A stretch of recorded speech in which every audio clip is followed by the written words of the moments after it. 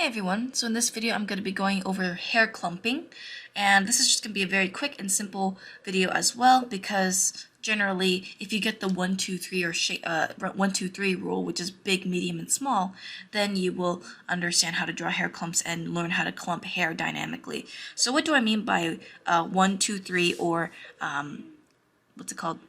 Shape difference, or big, medium, small. So big, medium, small is just really how it is. You have a big shape, then you have a medium shape, and then you have a small shape. So how does that relate with hair? Well, as I mentioned before in the hair ribbons video, I like to divide my hair into different shapes because it looks more dynamic that way. So I'll compare one way. So let's say if you're going to be drawing some bangs on a girl or a guy, whatever it is, and it's going to be just front bangs, right? I'm going to just draw standard straight front bangs. So I'm going to go ahead and zoom in just a little bit.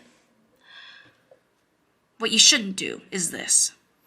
Now this I might, have to carefully do this because I've gotten the habit into making dynamic shapes. I have to make sure that everything's even now. So this is what you should not do. Where everything is the same shape and no dynamic shape whatsoever. This is too static and too the same in shape. There's no dynamic shape in it. Now, of course, if you want it to be like this for comedic relief or just for any reason that you want, yeah, you can do this. It's a design choice. However, it just doesn't look very good. Just simply because we want unevenness. We want some variety, right? So what you should do is first start off big. Draw your big strand. Then you can go off with medium shapes. Medium. Or slightly smaller shapes, and then you can go off with your small shapes, which are very thin strands. So notice how much more dynamic that looks compared to this, right? So this is what you want to do. You want big, medium, small, and it's dynamic. So it's variety, right? Let's go ahead and start off with another kind. So I always like to go ahead and always group. So for instance, another way to group your hair, if for instance I'm just going to draw a real quick head here, is to group them by front, side, and back. So what do I mean by that? So front, the way how you group the front is understand what is your big section. So for instance, if I'm drawing side bangs, I don't want all my bangs to go to the side. I want partial bangs to go to the side. So I draw my hairline here, and I just want to group this really simply. So this is one side, and this is another side. So that is the front. And then here are the sides. So I'm going to put one. And then we have the sides, which is the side of the head. So this is two, which frames the hair. Which frames the head. And then the back, which is where the hair kind of starts popping out from the back. Now this can be grouped in a ponytail as well, or it can just be shown more in the front if it's like a long piece of hair, right? So once again, we go big. And then as we get more, nimble in our drawings, we can kind of start making different shapes in it. So I like to also divide shapes into different lines just because it just provides more definition. So this is how you would group it. So you have your front, which is number 1, your sides, which is number 2, and then your back, or the rest of the hair, is number 3. So that's another way that you can do it. And of course, if you want to separate these into different groups as well, be my guest.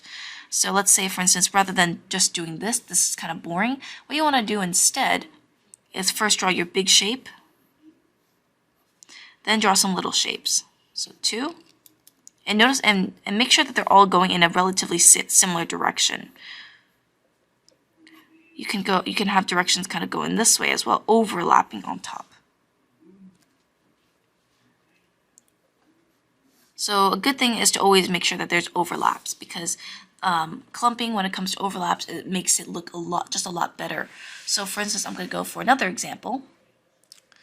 You have your bangs, for example, maybe just the regular side bangs, right? So let's say you have one side bang here, which is, pretty standard. They have some nice, flowing shapes, some nice big, medium, smalls. However, there's not much overlap. So this is overlap version. So I'm going to label this as no overlap. And overlap just means shapes going on top of other shapes. So if I'm going to be doing some overlaps, I'm going to just draw the same thing over again. So overlap meaning you have one strand going over the hair and creating distance. So you have one hair going behind it, this is in front, and this can just be all organized into a similar direction. So not everything has to be super complicated. You just want to make sure that everything has a nice balance. So here you have another strand overlapping on top of this strand here, and notice the difference it makes compared to the one with no overlap. So that's how you want to, clump up your hair. That's how you want to organize your hair. Now, if you want to go long strands of hair, for example, you have to go one big strand once again, two little strands, or one medium strand and two little, or one little strand, and then what you can do is you can overlap a strand on top. And that gives it, once again, more depth. So that is another way that you can do it. Same goes with bangs, but you guys get the point now. So that is how you want to clump hair very simply. Make sure you want to look out for big, medium, and small, and overlaps.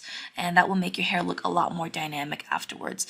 And also make sure you understand your gravity, because gravity is really important when it comes to drawing hair, because you want to understand where the direction of the hair is going, right? You don't want it to just be flowing everywhere, because when it's flowing everywhere, you're either in zero gravity or you have a lot of wind in your hair, right? So I'm going to go over a little bit on how to draw, let's say, like gravity, for example. Yeah, I think this will be good space. So when it comes to gravity, if the regular gravity, of course, is pulling your hair down, right? So in the normal circumstance would just be everything just falls very naturally downward.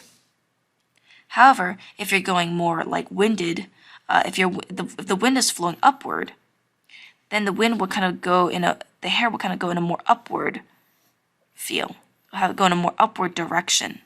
And of course that varies about how strong the wind is. If you're underwater,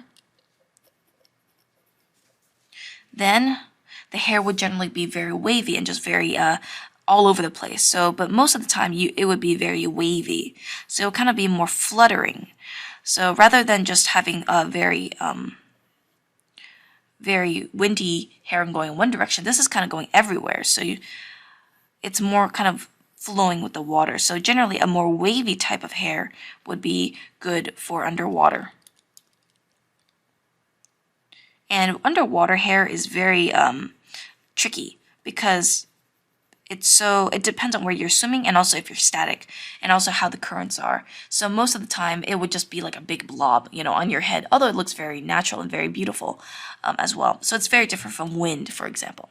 But anyways, that's pretty much it for this video. Let me know what you guys think, and I will see you guys in the next one. Bye-bye.